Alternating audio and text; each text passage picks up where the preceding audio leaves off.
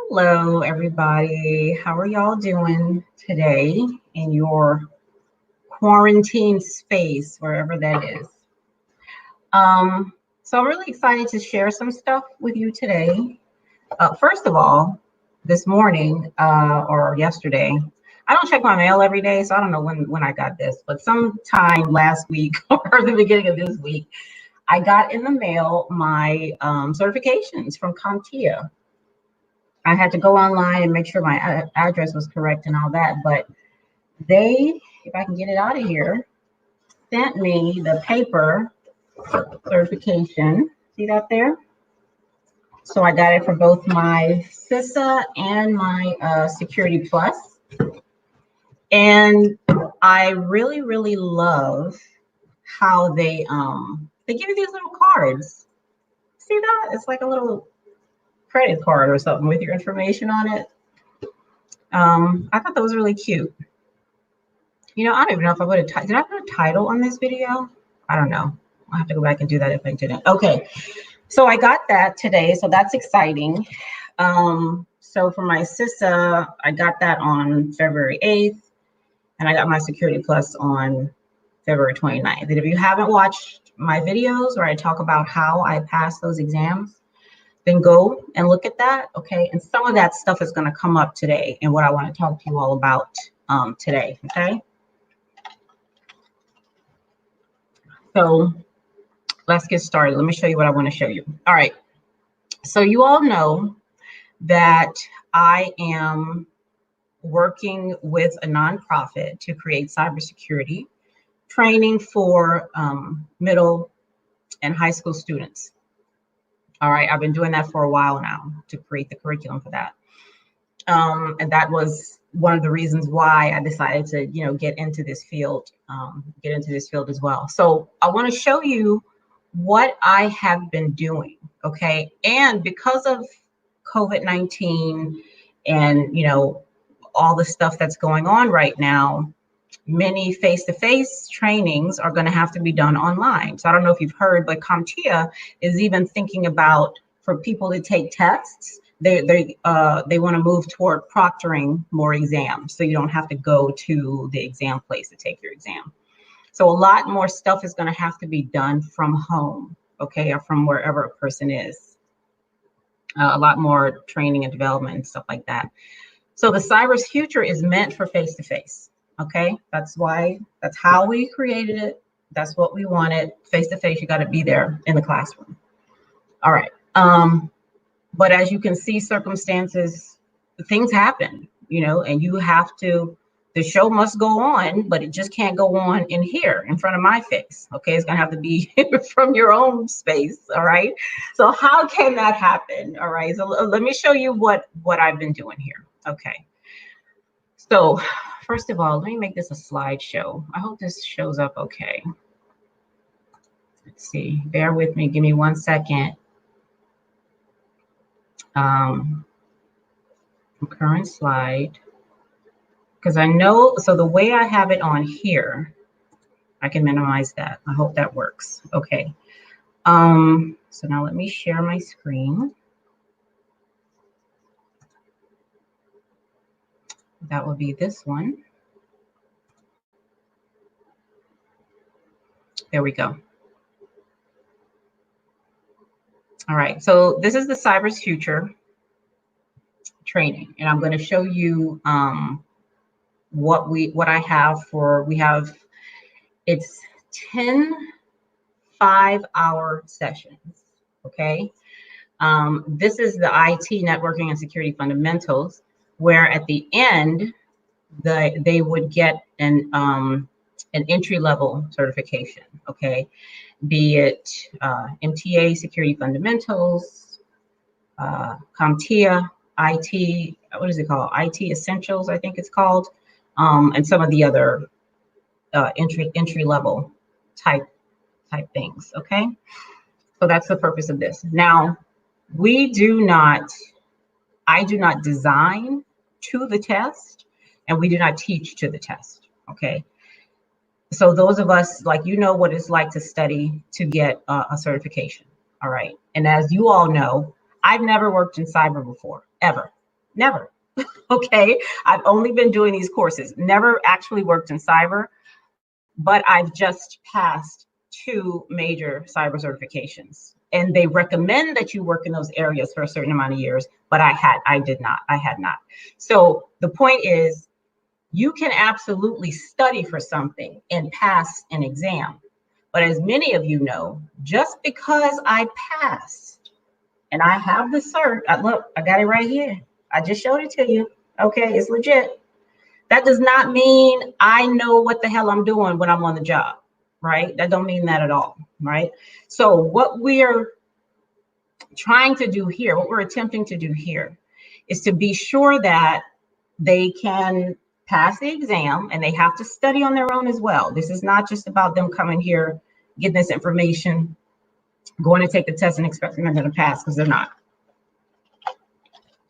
They have to do studying on their own as well. But this is also about, giving them hands-on experience, things that they can, so that they understand what they're doing. All right. Now, I hope I can move this forward. Let me see how that works. Oh, wait, I'm on the wrong thing. 1 second. Okay, where is this other one? Okay, so I'm in the presenter view. All right. Let's go here.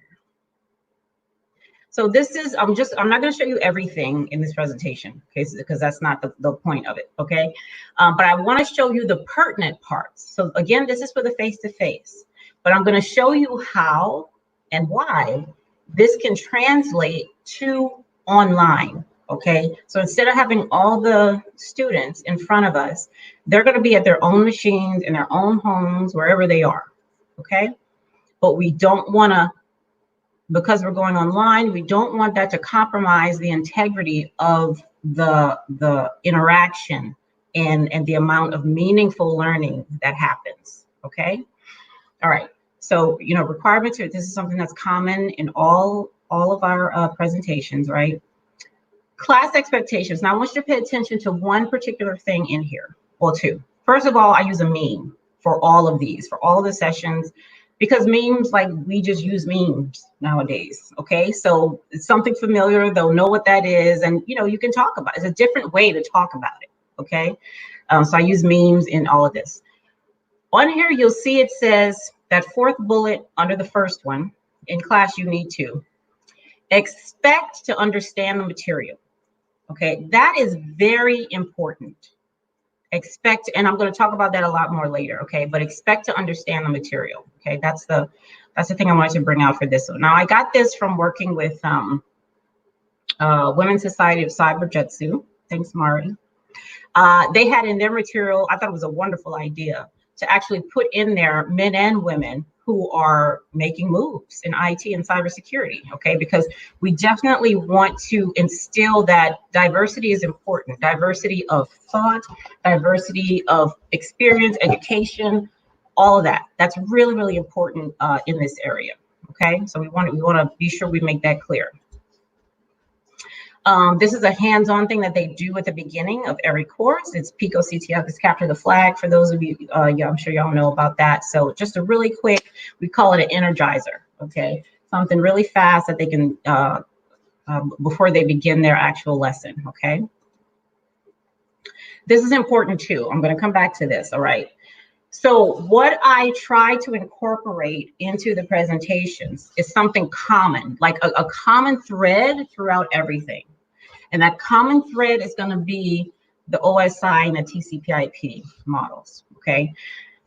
So for each topic, I want to, the best of my ability, help them see where this fits within these models, okay? Because it's got to fit somewhere, all right? So I want to be sure that, because this is something that I did not get when I was studying for the CySA and the Security Plus. There was no common thread that I could see, it was just bang, know this, boom, know that, hey, know this, it was like that. There was no commonality throughout the whole thing, okay? So this is something that I wanted to bring to these courses is that common thread throughout everything, how they all fit together. Okay. I use websites that I'm going to use later. Okay. Nothing in nothing in this information this isn't going to be the last time we talk about it. Okay. So we're talking about browsers now, but that's going to come up, later. Okay. Later in the thing. So things repeat, they just repeat from a different perspective. Okay. Let me say it like that. Use videos, of course, use videos in here. I'm not going to show that video. Y'all remember Soul Train? Okay. So using this as an opportunity for various things. This course is an opportunity for history lessons. It's an opportunity to help them with language. It's an opportunity for math, all kinds of things, right? So for some of the exercises, I'm almost certain many of them don't know what Soul Train is, right?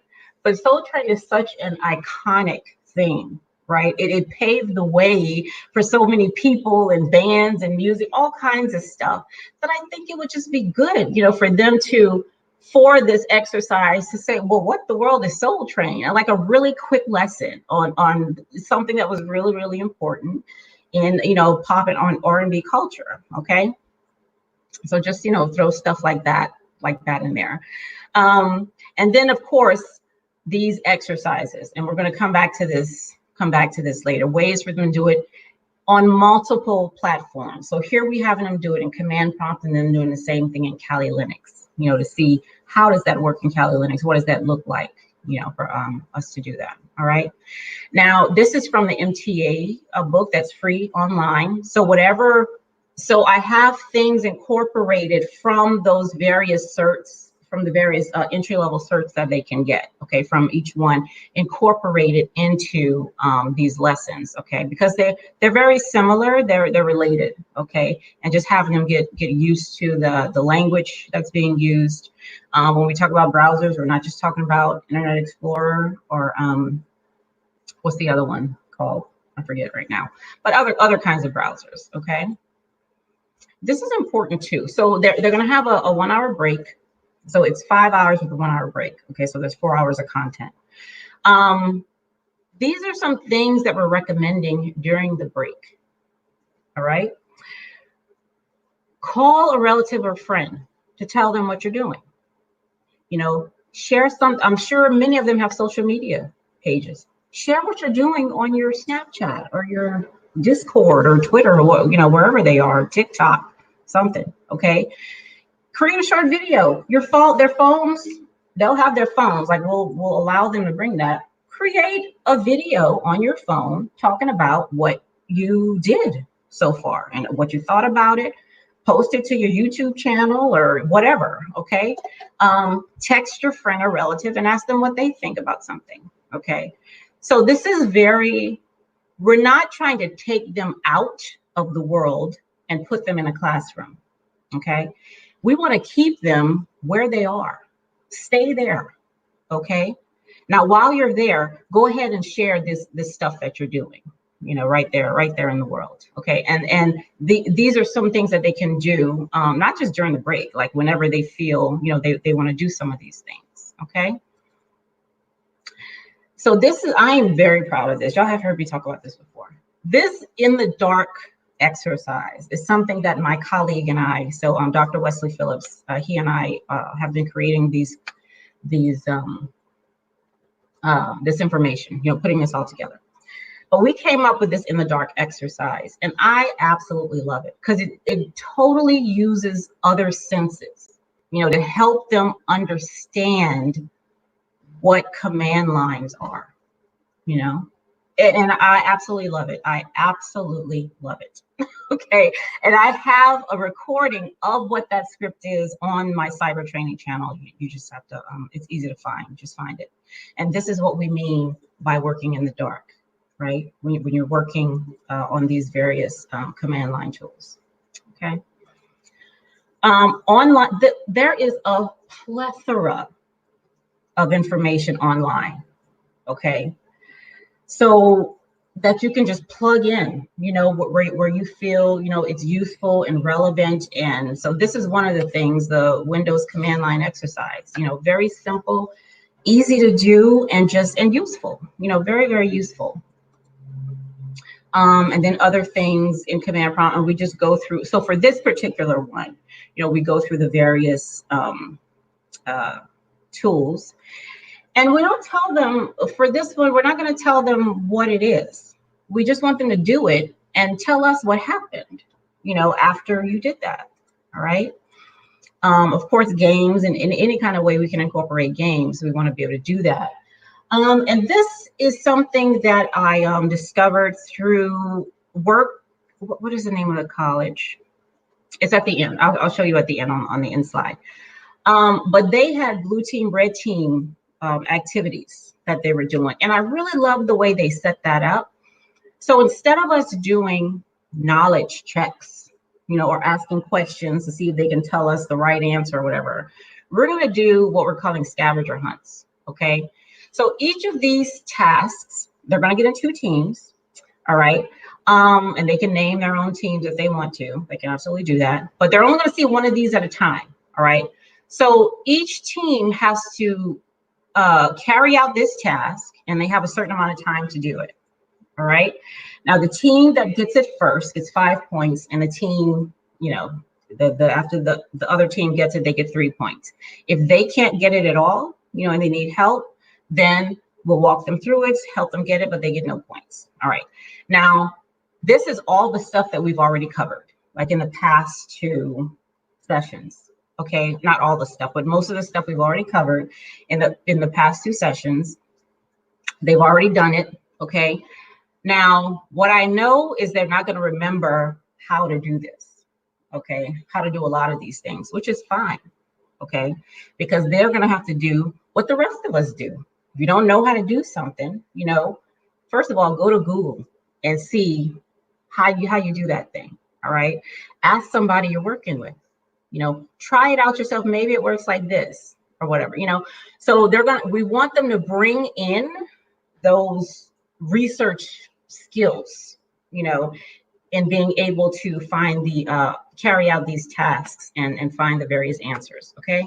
So instead of a knowledge check, we're going to do scavenger hunts. All right. And Teach Thought is a website that I love. They just have nothing but wonderful content on Teach Thought. Okay, this is one of the things that I got from there is question stems as a closure activity. Each of these sessions will have some kind of closure activity. Okay, and again, this is not just about technical training and learning how to work in Linux and all that. They're getting that. They're absolutely 100% getting that, and they're practicing that.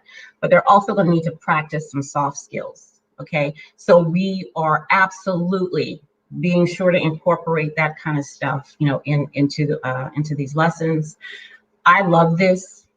Okay, so I can't wait to see, how it comes out when they do it. But Teach Thought is really good. They have a lot of good stuff on there. Of course, we want to do an end of workshop evaluation, and so after every session, Dr. Phillips and I want to just acknowledge, the information, the folks, the websites, the stuff that they have information out there, that we've curated and put together in our own way, in addition to the original stuff that we have there. But we also want students to see that there are multiple things out there from multiple places. Now, this is something that I said in my videos when I talked about how I passed the CySA and the Security Plus. I went to multiple places, okay, to study for these things. It wasn't just Professor Messer. It wasn't just the Security Plus book, okay? It was a lot of different places I went to study these concepts and to see what other people said about this thing. What was other people's experience with working with this? Okay, so I want to, by providing stuff like this, just to have them see, okay, this information was pulled from different places, okay, and put together in a way that was useful and meaningful for what they were trying to accomplish. Okay. Oh, wasn't advancing. Okay, there we go. All right, now let's talk about how this translates to online. So because we're moving online, there are, of course, different tools, but a lot of the stuff is the same, okay? There's three main things when you're thinking about moving what you're doing from class to online. Of course, it's the tool. The tool is very important. I have that at the bottom. I'll go over those real quickly. But one thing that Nick Shackleton Jones says in his book, How People Learn, is to design resources rather than courses. Okay. Now, when you think of resources, you think of, I follow this lady on YouTube. Her name is Gina Young. She cooks. She's a chef, I guess. I mean, she's wonderful. You know, I mean, she's in her own kitchen, you know, just cooking. But I love Gina Young. I love it. Gina is a resource for me. I am learning how to cook things I've never cooked before, but I use it. So when I need to do something, I go back to her and I say, okay, how did Gina do that? You know, even if I've done it before, or if I've had it a certain way before, how does Gina do it, right? What kind of materials does she use? What kind of sauce does she put in here? Like, what are all the ingredients that to put this thing together, right? We want these students to be able to view this learning as a resource, not just a class or a course that you go to one time and I'm done, I got my certificate, on to the next thing. No, think about recipes. Gina Young's channel, cooking channel, okay? When I need it, think about the 5 moments of learning, okay? There's a moment when I need to do this. Now, where am I gonna go to find the information I need? We want them to be able to come here to what we've done. And as a part of this, we're using, well, I didn't put it on the list, but we're using Google Classroom. Okay, so they can go to Google Classroom, you know, if they need to find something that we worked on before. Okay, and they have the directions there, the meanings, the all that stuff. Okay, so think of it as a resource. Think of it as a resource rather than a course. Okay, that really does put you in a different frame of mind. Okay, as something people will go back to when they need it. Okay. Design defining moments into your resources. So the book, The Power of Moments by Chip and Dan Heath, is excellent. Get it, read it if you haven't, please. It's so good. It's so good. But they talk about four particular moments, okay?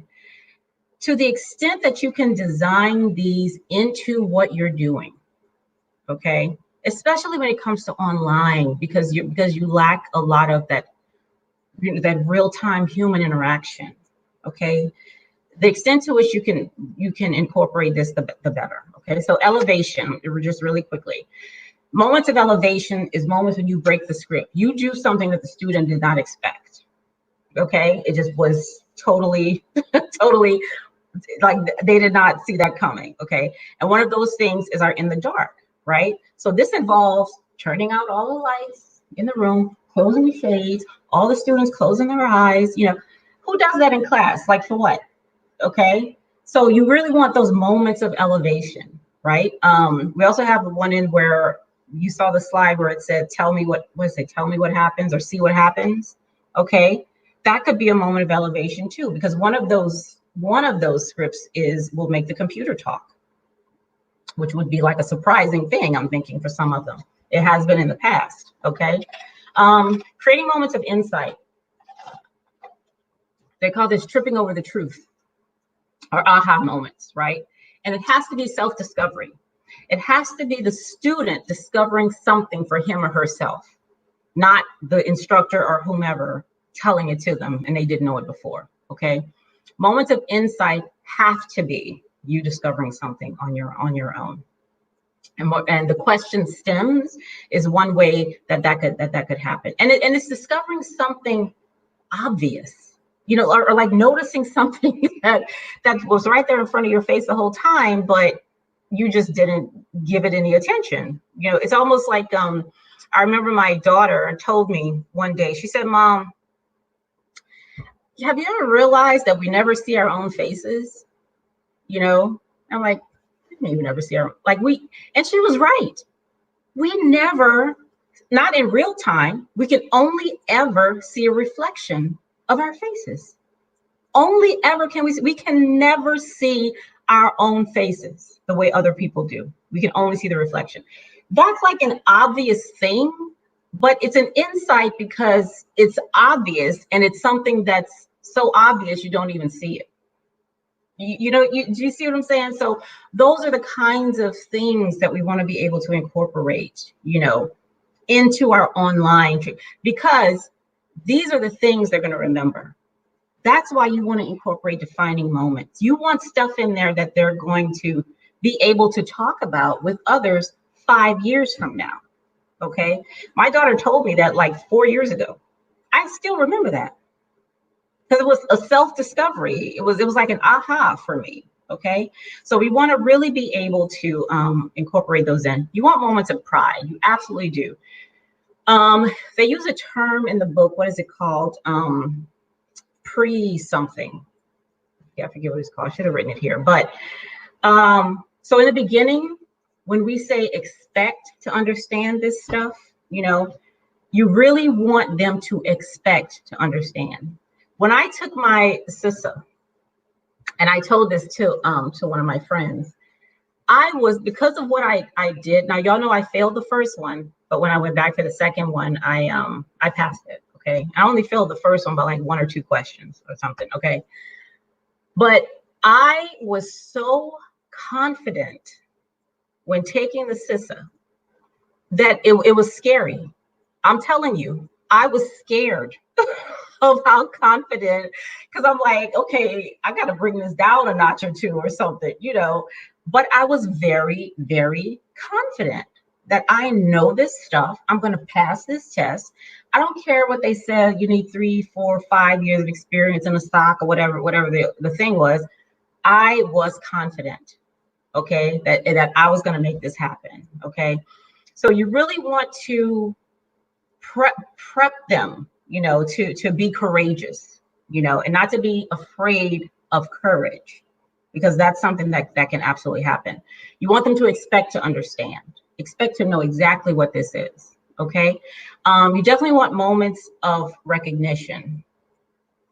The true equality is hearing people's voices.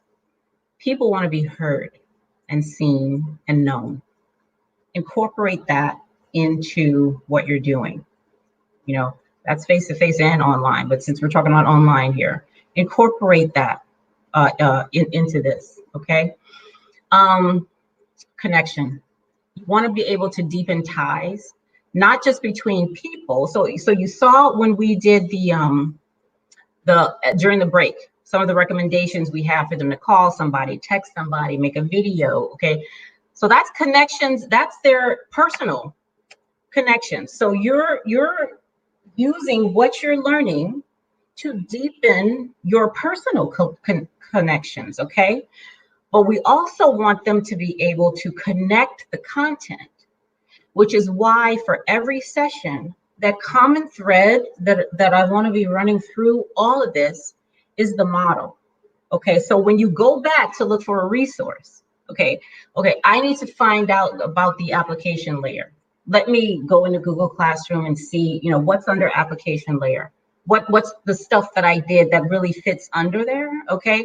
So so this is why, we're trying to incorporate this common thread, okay, in there for them.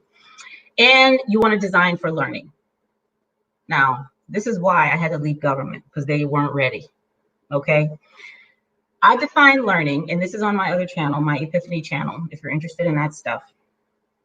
I define learning as the sharing of perspective and experience. That's it. Sharing of perspective and experience. You know how I define teaching? Sharing of perspective and experience. They're both the same. Learning and teaching are defined the exact same way. If you design what you're doing, you're online, go back, look at what you did for the face-to-face, okay? Run it under these filters. When you design for learning and not education and training, okay, you really, because learning has no goal, okay? There is no goal to learning whatsoever, none. There is a goal for education, there is a goal for training, and there is a goal for development, okay? Learning itself has no goal whatsoever. It's just you sharing perspective and experience. Okay, and whatever comes out of that, comes out of that, okay? And when you do that, I say in my other video, what I do with that, when you design for learning, okay, I'm getting it. I'm absorbing, I'm remembering, I'm experiencing these defining moments, you know, and I'm sharing this with other people. I'm doing all that. Now, the goal I have in place, first of all, really in any of your business, okay? But you can be sure, I can almost guarantee you that I will use what I learned to reach my goal, okay? My goal ain't your business, but your business is sharing perspective and experience so that learning occurs. That is your business, okay? What I do with that ain't. All right. And even if it were your business, I'm still going to do what I want to do anyway. Okay. But let's get into another thing. But if you think about designing for learning, design for sharing of perspective and experience. Okay.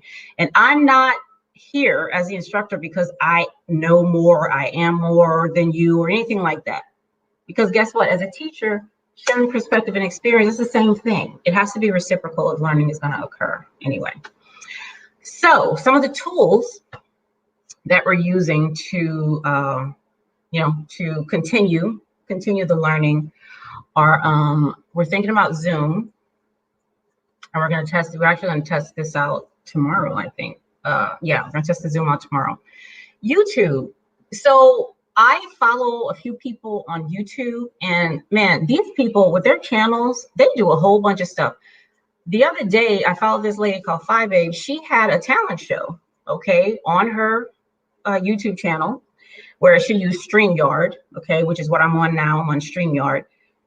People came on and sang and told jokes or whatever, you know, whatever they did, they showed their talent, and she had judges, you know, and the judges gave them, you know, they gave them feedback and they gave them their score. This is on a YouTube channel. And the people in the chat, they're like right there real time, they're talking and they're with each other, they're talking with each other, and also with the the moderators who are in there, and also with Babe and the people who were on the channel. There is so much you can do in YouTube, right? Especially when it comes to real time interaction. It's awesome. It's absolutely awesome. So don't sleep on YouTube, okay? When it comes to actually engaging in real time learning. Okay, online, not just looking at videos of somebody recording 3 months ago or something, okay? StreamYard, that's what I'm using right now. I like StreamYard because, it allows multiple people to be on at one time, and you have banners and stuff like that. It's really cool.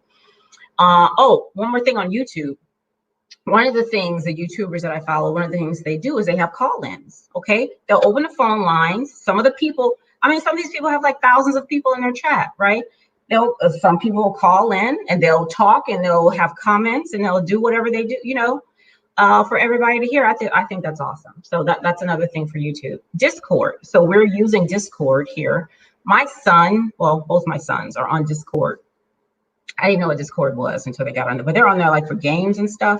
But you can do a lot on Discord, okay? So one of our instructors, he just created a server in Discord, for the students to sign on to, once they get their Discord account, and you can do screenshots and put them in Discord. I mean, of the lessons, all that stuff, it's really cool. So look into Discord if you haven't done that already. I'm using 2 screens right now. So if it's at all possible for the students to have 2 screens at once, that would make it easier for them. We can work it out if they don't have 2 screens. I mean, that's not a big issue, because some of the things that we do, we have, they're doing things in VirtualBox on Kali Linux and Windows 10. All right. So if they can see us over here and then, do stuff on their own on another screen, that would be great. But if not, that can be worked out, no problem. Okay. So those are the the things that I feel would be beneficial for you to consider as you're moving from face to face to online. I'm sure there are a lot of other tools out there. I know there are a lot of other tools out there, you know, that you can use, and not just on your PC, like on your phone as well. There are a lot of learning things out there to use. So, but if you're low budget, you know, not trying to do a whole bunch of stuff, these things, you know, will work just fine as well. All right, so pick up the books, How People Learn, my book, Longing to Learn, and Chip Heath and Dan Heath, The Power of Moments, okay? They also wrote Made to Stick, okay? Which is about creating messages that actually resonate with people, that resonate and what do you call it? Provoke action on, you know, provoke people to actually do something. That book is amazing. I mean, I'm telling you, y'all, I'm a reader. I don't just read books. I am an actual reader. Okay. So Chip and Dan Heath are absolutely amazing. Okay. Okay. I was not able to see the chat in here. I don't know who this ridiculous person is, but I'm taking that off. Mr. Puppet. Hi, Mr. Puppet. Yeah. Okay. So that's all I have right now. And I hope this was useful. I really do. I hope it was useful for y'all. This is really fun. As I'm creating, my partner and I are putting together this content. I'm learning so much, y'all, like for real. I really am. I have been up to like 2 or 3 in the morning, you know, trying to put stuff together. And now with everything being the way it is, you know, the kids don't have to go to school. I'm not working right now, which is a good thing right now for me to be able to do this. But yeah, it's been great. It's been really, really great. So let me know if you have questions about anything that I put in here. Yeah, and I'll let you know how it goes. So we're going to test out the Zoom tomorrow and see how all that works. And I'll let y'all know, you know, how it goes. And I'll share some of the other, you know, things that we're doing in the class, some of the other hands-on stuff, because some of it is really interesting. Like it really is. Like all the content out there is just amazing. I told y'all about this Navy website that had cyber stuff on it. It was just, it's so good. It's so good, right? And yeah, so I'm going to share those kinds of things as well. Okay, so thanks for being here and for listening, and I will see you all later.